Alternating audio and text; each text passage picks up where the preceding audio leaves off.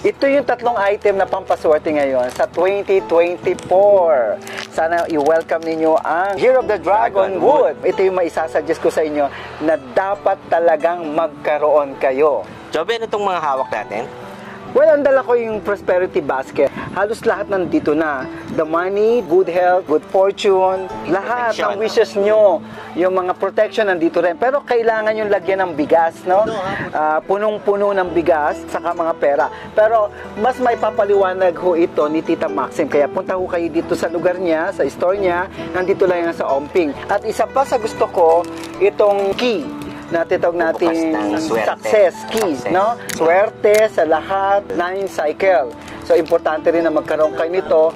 I hope na makapag-order kayo o kaya pumunta rin kayo dito. Bumili ho kayo nito. Ibubukas niya yung swerte sa bagong buhay. O, yun naman ang dapat gawin sa bagong natin. taon. Oo.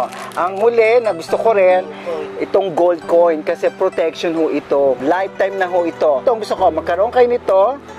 The key of success and the gold coin at higit sa lahat itong prosperity basket. Ayan. Punta na ho kayo dito.